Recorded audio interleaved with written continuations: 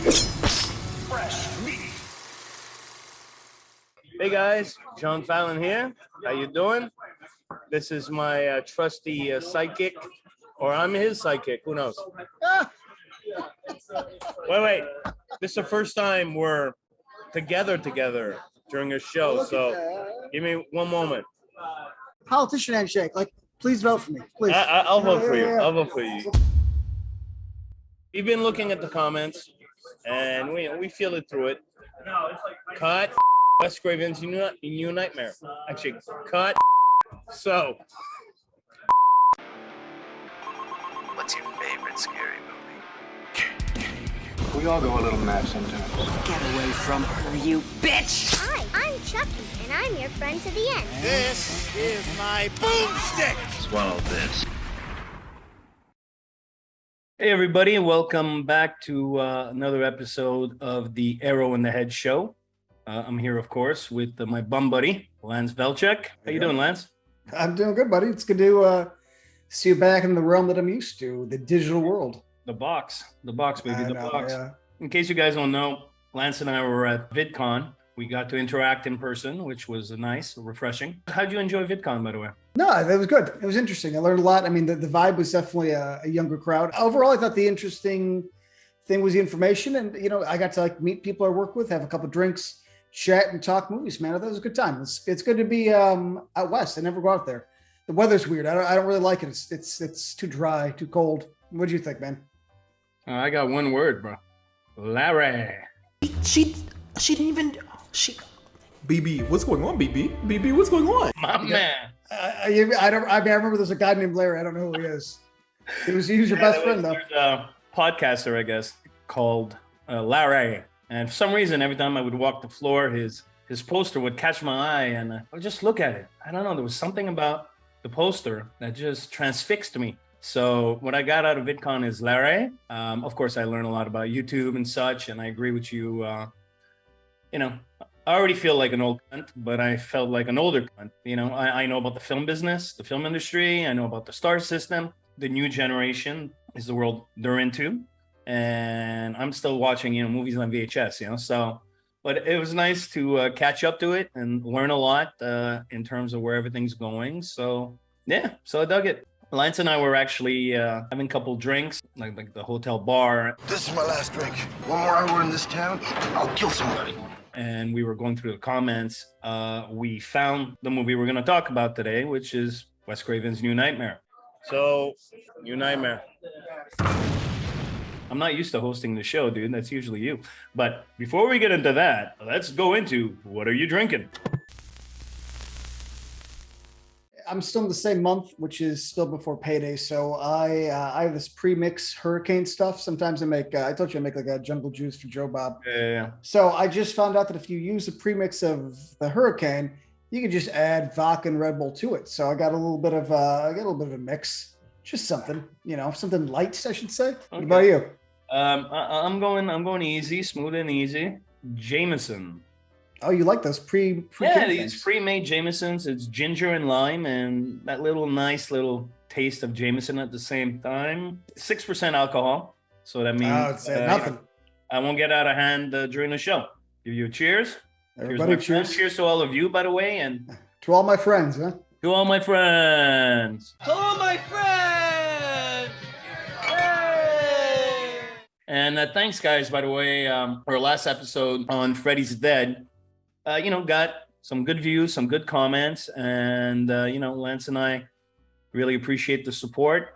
So thank you for that, and let's make Wes Craven's New Nightmare a runaway hit.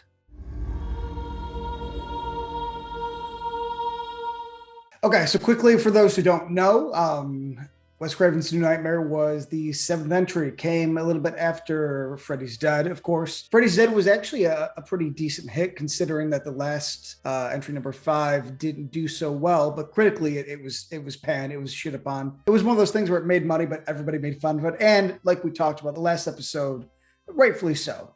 Though you and me obviously have some positive things that come with, I think, the passage of time.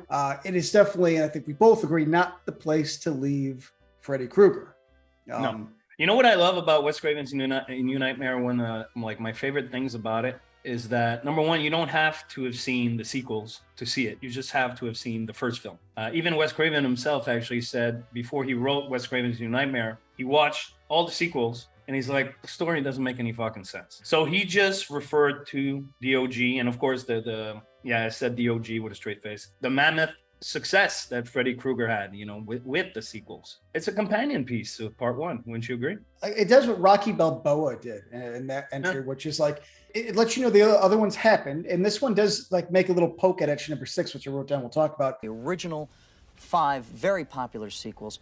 I love all the other ones, but I absolutely agree, which was the only way to do it. And I like the sequels, but yeah, I like them because they become convoluted and weird and goofy, and it's fun. But, the fact that Wes Craven was able to come back and do something that is, to me, impossible, which is make Freddy kind of creepy again. The first hour, I think Freddy was creepy as fuck, man.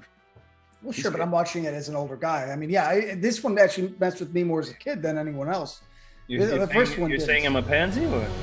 No, but I thought we're talking in respect to like who we are now. It's like, it's kind of creepy, and that's impressive. Life is tough, man. The fact that New Nightmare from 94 can get me, I think is good. Yeah. But you're right, though. I mean, it's the creepiest Freddy. How about that? Hands down. This outdoes the first one, 1,000,000-1, in terms of being unsettling. And I think a lot of that comes down to the fact that he doesn't talk. I like that. I like that a lot. I was like, man, that's a cool idea. Because even the first, he's only in it for a handful of minutes, but he still talks. And which, let's be fair, makes Freddy who he is. Yeah. I could see people hating this, and I know they do because... Wait, what? People hate Wes Craven's New Nightmare? So this is actually really important to kind of get out of the way. We are at that age now where people who were born like after 9/11 are having movie opinions, and that's seeping into what we knew. I grew up thinking this was great and people loved it, but we've lived too long, and now there's other opinions in the realm. So I've seen some people, even in comments on our old videos, shitting on New Nightmare. So it exists, yeah. What I seem to get out of the comments or reading like bad reviews, because I'm always fascinated by why people hate things, which is like, it's not truly Freddy. And it's like, yeah, but that's why this is good. How do you make Freddy scary? It's like you take away what made him himself, which is like the lines, and he still has a couple lines, very few. But at the very end too, that's my least favorite part. I got cool talky Freddy, and even in Nightmare on Elm Street 1, he still talks more than he does in this one. It's funny because I read that, of course, Freddy, it's a new look for Freddy in this picture, but I read that Wes Craven down the road regretted changing the look, and he said the old cliche, it's not broken, don't fix it. Sometimes I think it was smart, sometimes I think it was a mistake. I don't know, I've gone around with that in my mind over the years. I personally like the change of look. The trench coat, he looked bigger. He looked like Jack for some reason, or am I tripping? No, his hand was like muscled. It was like a giant, nice forearm with that. No, his look is amazing in this. It's superior. His wide, weird, sunken in eyes, and I think the lenses, the contact lenses, really pop in this one as opposed to the other entries. If they used them, actually, I don't even know. Yeah. Well, I'm sure you know, and you guys know, that the movie was inspired by Wes Craven because Heather Langenkamp had a stalker at a certain point, getting creepy phone calls, guys showing up at her house and stuff like that. And if I remember correctly, she even had to relocate and kind of go into hiding. Although I don't think the stalker came from Nightmare on Elm Street. I'm pretty sure Mr. Stalker was aware of it, but it came from Just the 10 of Us, which was a sitcom. Ironically enough, Brooke Thies from Nightmare on Elm Street 4 was also in it. And there was another girl, is brunette. I forgot her name, sadly. She was in that sitcom, and she was one of the girls who was a passenger in the opening of Nightmare on Elm Street 2. So 3 Elm Street alumni are in Just the 10 of Us. So Wes Craven actually asked Heather Langenkamp, do you mind if I incorporate that into the film? And of course she said, no, I don't mind. There's a lot of stuff like that in the film which mirrors reality. So for example, Heather Langenkamp's husband is truly an effects artist. So in the film, he's an effects artist. Not played by the same guy because Heather's real husband didn't want to do it. He was asked to do it. He's like, nah, I don't want to do it. So they got this guy. I forgot. I have his name written down. But all I remember about him, he had fantastic hair. He does have great hair, yeah. That was quite a mane, and that hair deserves a fucking Oscar, if you ask me. But I digress. I love the documentary style, like the way he shoots it for the first hour anyways. Craven goes back to the old tricks of part 1, using everyday, which also he used in Shocker to some degree, everyday things to scare us, like creepy phone calls, or earthquakes. But there's a lot of like little things like that, which made the film for me really unnerving at first. And of course, using, you know, a kid as a plot device, it's a child. So that could either make the film scarier, or you just want to throw the kid out the window, because kids in movies have a tendency to be annoying. What do you think of Miko Hughes? I probably was close to the kid's age when I saw this movie for the first time back in the day. So like, I've always liked him. I think he does well. I mean, there's a couple times I don't really think it's his fault. I do blame Wes Craven like that. He does like the voices like, too late. It's like, okay, that's a little cheesy. But he freaks out well, and he like Days sort of creepy kid thing, like from like The Ring, that would have come out a lot later. That way of playing the kid, I like that. You know, it's he wasn't Pet Cemetery. Oh, Gage, right? Gage. Yeah, I hate, but I'm the one guy that hates that movie. So it's like, but he was good in that too for being the kid. I'll give it. You know, he gets hit really well by the truck. No fair. Oh, what a dick. That was awesome. No fair. No, he walks away. No, actually, a funny anecdote about that is that, which I thought was really out of line. At some point during the shoot, Wes Craven wanted a reaction from the kid. Oh, yeah. Wasn't getting it. Oh, you know the story? Yeah, it's kind of messed up. Yeah. Yeah, it's fucked up, no? So, you know, Craven talked to dad, and dad said, I'll take care of it. The dad went and whispered in the kid's ear, well, I'm sorry to tell you, your mom's dead, but if you act good, I'll get you a Happy Meal. And he nailed it after that, you know? Like, your mom's dead? Really, bro? I don't know. Poor little kid. Yeah, the kid did well, man. I mean, he's kind of like the main character in a way. Like, he's the one that essentially is fighting off Freddy, or at least involved with him throughout the entire thing. But it's been a while since I sat down and watched the entire thing. I mean, I know it pretty well, but what I love about kind of waiting for a movie is the little things that I don't remember. And when the first time she gets a phone call, the very first one in the movie, and I swear I looked it up and I can't find anything on it, so I could be crazy, but I'm going to show it in the set it, and we'll see what people see in the comments. It's the guy who does the killer's voice from Scream. Hello? 1, 2. Hello? Freddy's coming for you. It is the exact voice, I swear. And then after that, it's not. But I know that guy's voice because it's so iconic. But I can't find it in the credits. You know, maybe it's that cocktail you keep drinking, huh? Do they pay you to screw that bear? What?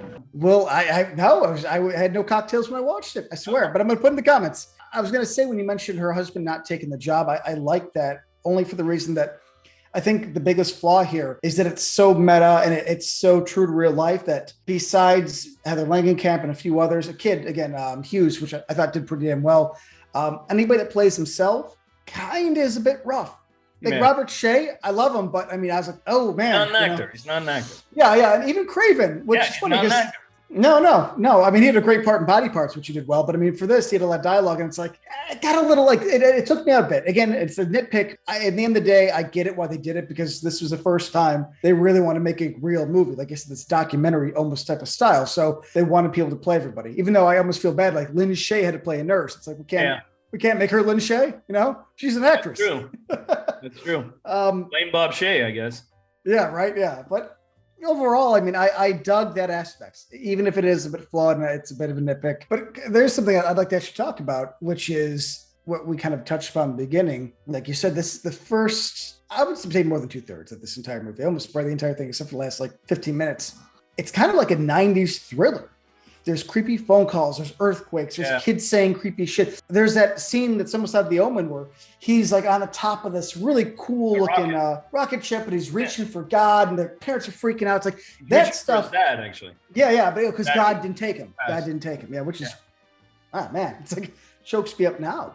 Like, you know, in real life, that rocket, Miko Hughes' dad bought it after the shoot. Which I think is awesome, because you know what? They don't make stuff like that. I mean, I don't know. You got younger kids and you're around parks. When I was a kid, we had cool, dangerous shit like that. That doesn't exist now. They're all mass produced. So the fact that, you know, he has that cool little thing, it's like, I used to play in stuff that kill you. That ain't me too. And we're my childhood, you know? Yeah, we're a little bit tougher. You know, it's everything's, there's no rubber in my parks. Now you got to ride a bike with a helmet. A smart idea that I could just imagine not going down well with people. But why I love it, because Freddy's not in this movie. He's not. Once in a while, once in a blue moon. But it's not even dream. I mean, even the dreams are more or less her just having weird visions. But like the earthquake cracking the claw marks into the wall, or the TV just being on when it's unplugged. It's like that's kind of stuff. And I was like, for being so restrained, I'm impressed, man. Yeah. Like I knew he wasn't in this a lot, but he's in it less than I thought. I was like, that's awesome. Like, well done, Craven. So I still think, regardless, all that stuff worked, and I'm happy to say he held back. I can imagine Bob Shea reading the script. It's like, we're gonna have Freddy in this more. It's like having Jaws 5, and they don't show the shark until the last 20 minutes. It's like, yeah. What actually are some of your favorite scenes, if I may ask? She's at the hospital, and there's the nurse. I can't think of her name because I don't care. I just thought of her as this evil bitch. And she's like, okay, yeah, and she's breaking rights. I mean, like I'm not gonna lie to you. Part of me, like, they sit Nancy down, she's questioning her. I'm like, where's your lawyer? Where's your counsel? I'd be like, bitch, I'm not talking to you for 1 second. Am I under arrest? Am I being charged with the crime? Am I not? I'm leaving. But again, I'm grumpier than her. And her kid's in, Dylan's in with the babysitter, and Freddy finally comes in, and he has the hat, and he's dragging her across the wall. We're redoing the scene from the first one. Yeah. Is that it's not a scene set in shadows like in the bedroom of the first movie. It's a hospital room. Yeah, so bright. It is lit to shit here, and it is, nothing's hidden, and I like that. That takes balls. I remember an effects artist once said, like, when you're not confident with your shot, you want to shadow it, And this, it was just, can you imagine, like, every bright light? I was like, I loved it, man. But I'm assuming, is that not one of your favorite scenes? I mean, do you want to jump in and tell me? It's one of my favorite bits. Cloud Freddy. Green. It wasn't green screen back then. It was blue screen. What was it called? I mean, it was composite for sure. Yeah. I mean, it's a little rough. It's a little rough. Freddy coming out, and then you have all these Freddys like behind a fence coming in. I don't remember if the movie actually stipulated it or not, but yes, stipulated. Big word for Johnny. That Freddy represents the embodiment of evil in the world. They mention it's an ancient evil entity that has been around. So I mean, I guess so, if you think about it. So, all those Freddys coming toward the thing, the Cloud Freddy, I thought it was really cool. So I love that scene. Of course, I love the mirror scenes to the original, the phone scene, the ceiling kill scene, when he comes out of the bed. It's just comes out of the closet, starts fighting her. Yeah. And number one. Isn't that where he says, you miss me? Yeah. That's when he starts talking a little more. I think one of the best scenes that I didn't remember is at the very end, right before she goes into the lair, she's talking with Saxton. In that scene, he turns into the dad, and he has a different uniform, and she turns into Nancy. Yeah. And all of a sudden she's like, and she realizes what she has to do. She's like, I love you too, Dad. And they like kiss on the cheek or something, and then goes back, and it's the house with the blue door, not the red door. I was like, I didn't remember that scene at all. I was like, I didn't remember it turning into Nightmare on Elm Street 1. That's awesome. Well, overplayed down. Then she has to take all the sleeping pills. Yeah. And it's little breadcrumbs. Smarter than it should have been. And let's admit, ahead of its time. Because I know he didn't write Scream, but clearly after watching this, I mean, he had a voice. It wasn't always Kevin Williamson, because there's a lot of Scream in this. I think just obviously polished and told through a fictional story. Yeah, well, Williamson was more about the dialogue and the movie references. I hated that trend. When H2O kind of followed up with it, and then there's the car in Psycho because Janet Leigh is there. And I'm like, fuck off, man. Just make a movie. Stop using these cheap fucking pop culture thing. I don't know. I mean, if I'm correct, I don't think this did well. I don't necessarily think it bombed per se, but I don't think it didn't make Final Nightmare money. How about no, that? Exactly. At this point, let's jump into what we don't like, because we have similar things. Well, before we do, I just want to actually mention this because it was kind of a cool moment for me, and I want to share it with you guys. I've always been a John Saxon fan. From Black Christmas, Nightmare on Elm Street, of course, Enter the Dragon. I got to have dinner at his house with him and his wife. Dude, if I dig up, I have a picture. He did sign a picture. Actually, this is ironic because Mr. Saxon, God rest his soul, I was really heartbroken when he passed. There was one rule. He'll talk about anything, but you can't talk about Bruce Lee. And I never knew why. I assumed he was sick of talking about Bruce Lee and why that rule was implemented. But ironically enough, at the end of our dinner, his wife cooked a beautiful meal for us. I geeked out, so can I get an autograph? Yeah, sure. And he gave me a picture. He signed a picture of Enter the Dragon, him and Bruce together. So it was kind of weird that I can't talk about him, but that's the picture I get. No, it was a great moment, complete gentleman. And we were talking about working together on something, and it didn't come together. So I'm happy that I got to meet the guy. So, you know what? Let's just have a toast to Mr. Saxon. Sure.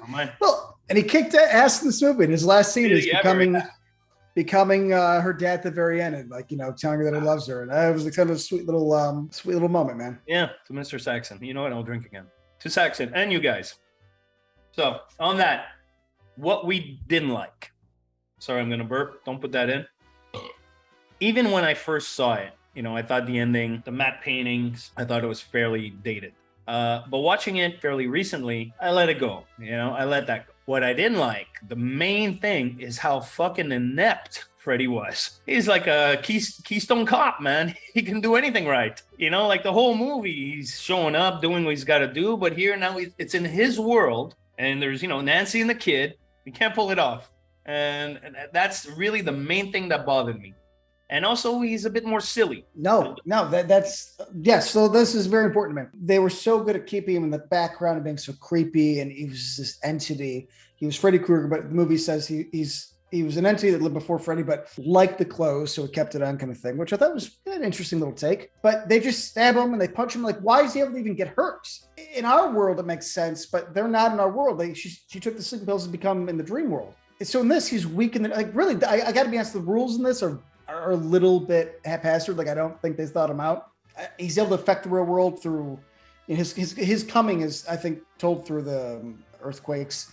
He's able to play things on the TV in the real world. So I don't really get it. But in his world, he's a bitch.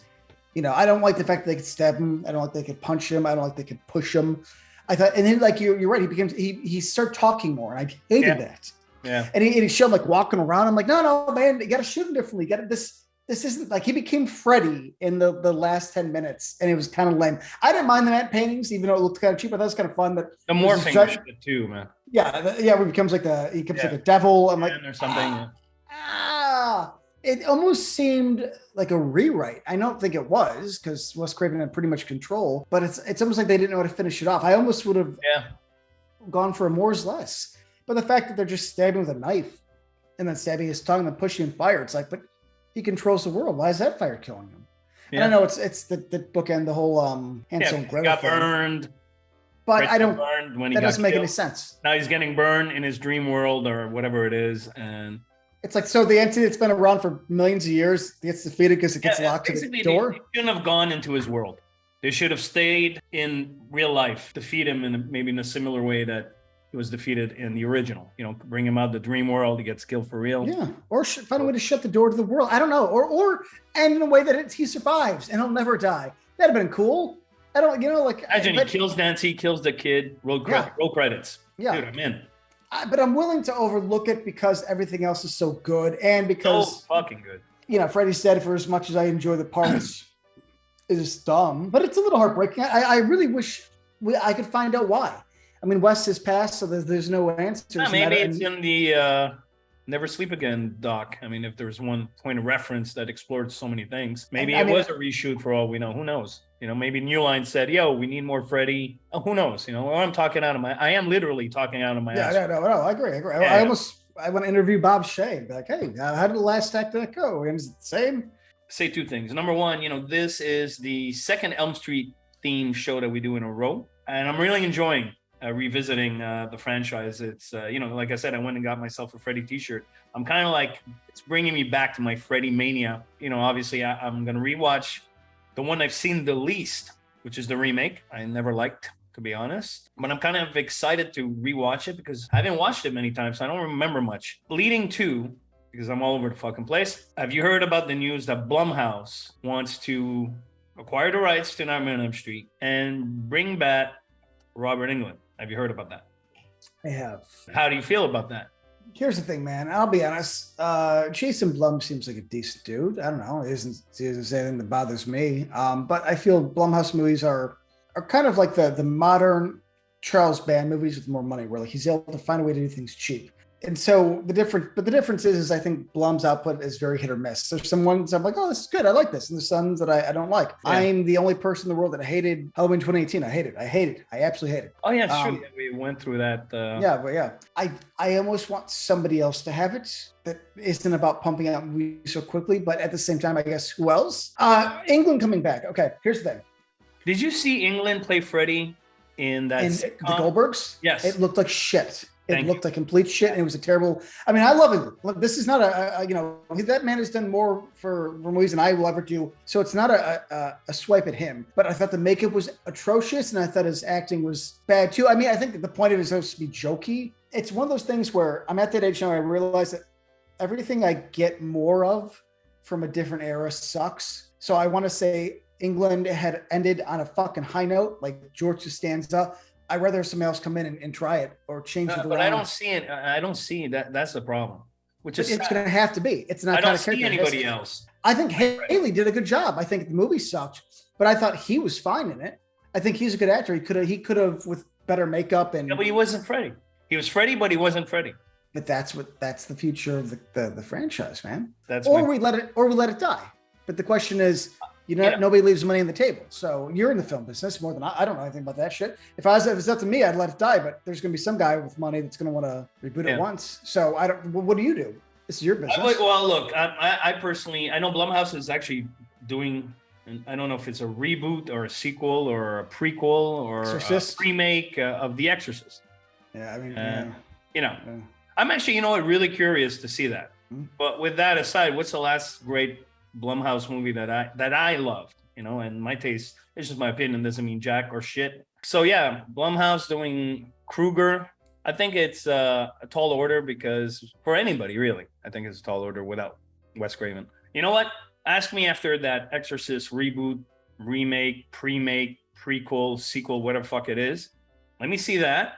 And ask me again if I want Blumhouse to do Elm Street. Because if Firestarter, which they just pimped out of what we're in for, then I'd rather not. Yeah. I think New Nightmare is the perfect ending. It comes full circle with the first entry, like we talked about. And I think it's great. If we wanted England back for another entry, we should talk about this 10 years ago, 12 years ago. I mean, fucking New Nightmare came out in 94. Actually, you know what? If there's one person, I don't think anybody will ever be like Robert Englund owns the role of Freddy. Yes, it's his. And the dude in the remake did fine, but for me, it still wasn't Freddy. And people were talking about Kevin Bacon at some point, which I'm sure, he has that, skinny thing going for him. I'm a fan of Bacon, If I had to pick one guy to play Freddy, it would be Michael Shannon. Oh, fuck, Michael Shannon's the man. I think he could do something really fucked up with it. You need a younger guy, though, to do more sequels. See, Freddy will have to be James Bond because he talks. Jason he's on the Myers. As long as whoever plays Freddy is not 50 pounds overweight, I think you could. No, but you need to be able to sit in the naked chair for 8 hours and last for 6 movies, which could take place. I look at that as like you need a young man just to lead on, and we will get another Freddy in our life. Robert Englund's going to be our Connery. It's how my dad acts. Anytime I talk about any other Bond, he gets this roll over his eyes. He's just like, Bond's Connery. It's like, I know, Dad, but we got other Bonds. So it's like I don't want to be my dad here, but it's like it's going to be my legacy, which is eventually, John, years from now, we're old and gray. There's going to be the fifth. Already there, bro. Already there. Well, I mean, it's going to be a Nightmare on Elm Street entry, and it's going to be the fourth one with a new actor, and it'll probably be good. But I'm going to be like, it's not Russia with Love. It's like, I don't want to be that guy. Fair enough. If you haven't seen Wes Craven's New Nightmare, I highly recommend you watch the first Elm Street movie and then watch it right after, back to back, and call it a night well spent. If you've seen it, tell us your comments about the film. Yeah, two things I got in my head, and you give me your opinion, Lance. Number one, I kind of like this whole paying attention to the comments to decide what we're going to talk about. So I'd like to encourage you all to keep tossing titles our way. We have our secretary who copy pastes. Yeah, we don't have a secretary. It's us. It's not it. So keep pumping your suggestions. And I don't know, I just had a fucked up idea. You tell me what you think, even though if you don't like it, I'll still do it. Guys, would any of you be interested in coming on the show with Lance and I at some point? I think that could be fun, bringing some of our viewers to guest spot, and talk shit with us, have some drinks. I'm a bullshitting kind of guy. I come from the world of cosmetics. I want to talk to people all the time. I'm a chatty cunt. The world of cosmetics. That's why I'm so pretty. Oh, shit. The shitty.